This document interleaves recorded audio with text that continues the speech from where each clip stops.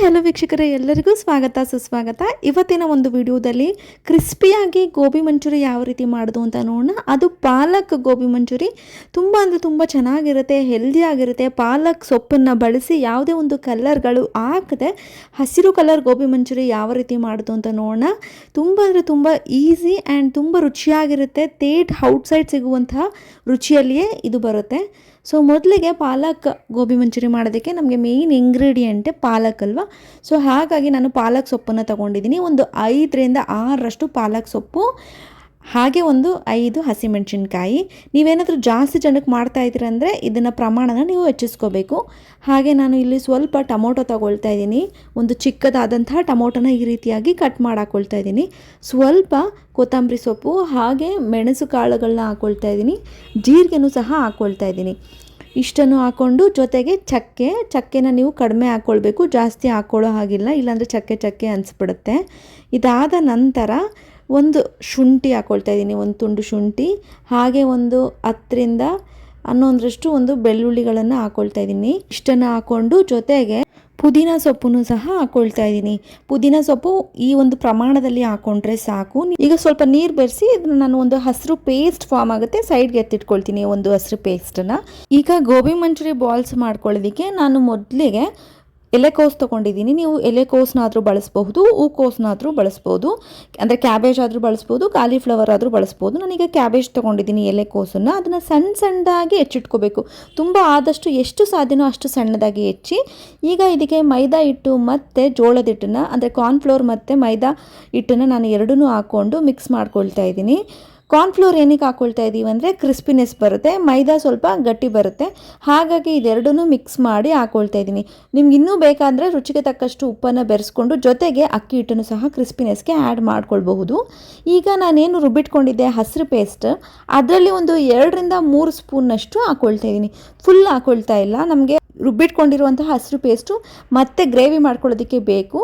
ಅದಕ್ಕೋಸ್ಕರ ನಾನು ಕೇವಲ ಒಂದು 3 ಸ್ಪೂನ್ನಷ್ಟು ರುಬ್ಬಿಟ್ಕೊಂಡಿರುವಂಥ ಹಸಿರು ಪೇಸ್ಟ್ನ ಹಾಕ್ಕೊಂಡು ಜೊತೆಗೆ ಒಂದು ಸ್ವಲ್ಪ ಗರಂ ಮಸಾಲ ಪೌಡರು, ಧನಿಯಾ ಪೌಡರ್, ಹಾಗೆ ಖಾರದ ಪುಡಿ, ಬೇಕಿದ್ದಲ್ಲಿ ಮಟನ್ ಮಸಾಲ ಪೌಡರ್ ಹಾಕ್ಕೊಂಡ್ರೂ ರುಚಿ ತುಂಬ ಚೆನ್ನಾಗಿರುತ್ತೆ. ಇಷ್ಟನ್ನು ಹಾಕ್ಕೊಂಡು ನೀಟಾಗಿ ಮಿಕ್ಸ್ ಮಾಡ್ಕೊಳ್ಬೇಕು. ನೆನಪಿರಲಿ, ನಾನು ಯಾವುದೇ ರೀತಿಯಾಗಿ ನೀರನ್ನು ಇಲ್ಲಿ ಹಾಕ್ಕೊಳ್ಳೋಕೆ ಹೋಗ್ತಾ ಇಲ್ಲ.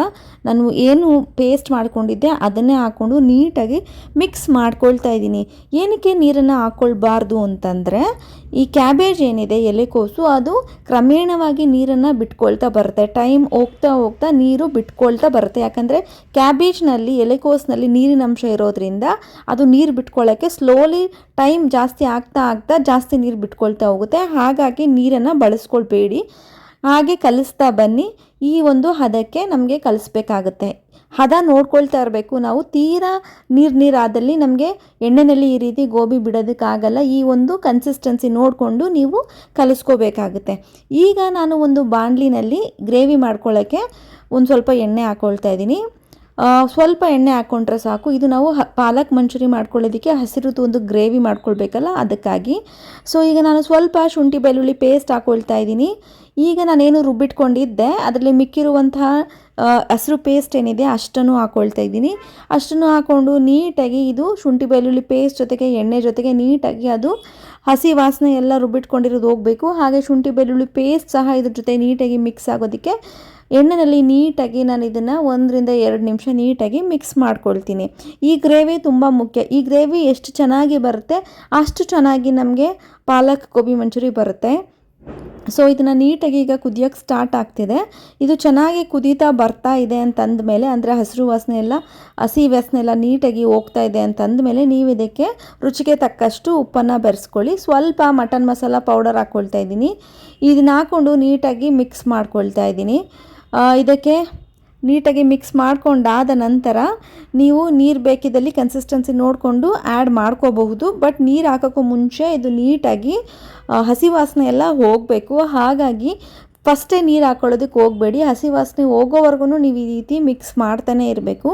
ಈ ರೀತಿ ಮಿಕ್ಸ್ ಮಾಡಿಕೊಂಡು ಸ್ವಲ್ಪ ನಿಮಗೆ ಗಟ್ಟಿ ಬೇಕಂತಂದರೆ ಕಾರ್ನ್ ಫ್ಲೋರ್ ಅಂದರೆ ಜೋಳದ ಹಿಟ್ಟನ್ನು ನೀವು ಹಾಕ್ಕೊಂಡು ಗಟ್ಟಿ ಬರೆಸ್ಕೋಬಹುದು. ಈ ರೀತಿ ಒಂದು ಹದ ಬಂದಮೇಲೆ ನೀವು ನೀರನ್ನು ಬೆರೆಸ್ಕೊಂಡು ಯಾವ ರೀತಿ ಗ್ರೇವಿ ಎಷ್ಟು ಕನ್ಸಿಸ್ಟೆನ್ಸಿ ಬೇಕು ಅಂತ ನೋಡಿಕೊಂಡು, ಹಾಗೆ ಇದಕ್ಕೆ ಈರುಳ್ಳಿನೂ ನೀವು ಆ್ಯಡ್ ಮಾಡಬಹುದು, ಕ್ಯಾಪ್ಸಿಕಮ್ನು ಸಹ ಆ್ಯಡ್ ಮಾಡಬಹುದು. ಈಗ ನಾನು ಈರುಳ್ಳಿ ಅಷ್ಟೇ ಆ್ಯಡ್ ಮಾಡ್ತಾಯಿದ್ದೀನಿ. ಕ್ಯಾಪ್ಸಿಕಮ್ ಇದ್ದರೆ ಕ್ಯಾಪ್ಸಿಕಮ್ನು ಸಹ ಆ್ಯಡ್ ಮಾಡ್ಕೊಳ್ಳಿ ನೀವು. ಇದನ್ನು ಹಾಕ್ಕೊಂಡು ನೋಡಿ ಈ ಒಂದು ಹದ ಬರುತ್ತೆ. ನೀಟಾಗಿ ಇದನ್ನು ಮಿಕ್ಸ್ ಮಾಡಿಕೊಂಡು ಚೆನ್ನಾಗಿ ಕುದಿಯಾಕ್ಬಿಡಿ. ಸ್ವಲ್ಪ ಈಗ ತಾನೇ ಎಲ್ಲ ಏನೇನು ಇಂಗ್ರೀಡಿಯೆಂಟ್ಸ್ ಎಲ್ಲ ಹಾಕಿರ್ತೀವಿ, ಸ್ವಲ್ಪ ಅದು ನೀಟಾಗಿ ಬೆಂದರೆ ನಮಗೆ ಈಸಿ ಆಗುತ್ತೆ ನೆಕ್ಸ್ಟು ಪಾಲಕ್ ಮಂಚೂರಿ ಮಾಡ್ಕೊಳ್ಳೋದಕ್ಕೆ. ಹಾಗಾಗಿ ಇಷ್ಟನ್ನು ಹಾಕಿ ಈಗ ಇದಕ್ಕೆ ನಾನು ಸ್ವಲ್ಪ ಮಟನ್ ಮಸಾಲ ಪೌಡರ್ನು ಸಹ ಹಾಕ್ಕೊಳ್ತಾ ಇದ್ದೀನಿ ಅಂತ ಹೇಳಿದೆ. ಜೊತೆಗೆ ಗರಂ ಮಸಾಲ, ಧನಿಯಾ ಪೌಡರ್, ಖಾರದ ಪುಡಿ ಇಷ್ಟನ್ನು ಸಹ ಹಾಕ್ಕೊಳ್ತಾ ಇದ್ದೀನಿ. ಮೇನ್ ಖಾರದ ಪುಡಿ ಖಾರ ನಿಮಗೆ ಹೆಚ್ಚು ಮಾಡ್ಕೊಳ್ಳೋದಕ್ಕೆ ನೋಡಿಕೊಂಡು ಎಷ್ಟು ಬೇಕು ಅಷ್ಟು ಹಾಕ್ಕೊಳ್ಳಿ. ಯಾಕಂದರೆ ನಾವು ರುಬ್ಕೊಳ್ಳೋದಕ್ಕೆ ಆಲ್ರೆಡಿ ಹಸಿಮೆಣ್ಸಿನ್ಕಾಯಿ ಹಾಕ್ಕೊಂಡಿರ್ತೀವಿ. ಖಾರ ನೋಡಿಕೊಂಡು ನೀವು ಹಾಕ್ಕೋಬೇಕಾಗುತ್ತೆ. ಇನ್ನು ಗರಂ ಮಸಾಲ, ಧನಿಯಾ ಪೌಡರ್ ಸ್ವಲ್ಪ ಒಂದು ಅರ್ಧದಿಂದ 1 ಚಮಚ ಪೌಡ್ರ್ ಹಾಕ್ಕೊಂಡ್ರೆ ಸಾಕು. ಈಗ ಇದಕ್ಕೆ ನೆಕ್ಸ್ಟು ಸ್ವಲ್ಪ ಸಕ್ಕರೆ ಹಾಕ್ಕೊಳ್ತಾ ಇದ್ದೀವಿ. ಸಕ್ಕರೆ ಹಾಕ್ಕೊಂಡ್ರೆ ಒಂದು ರುಚಿ ಬರುತ್ತೆ.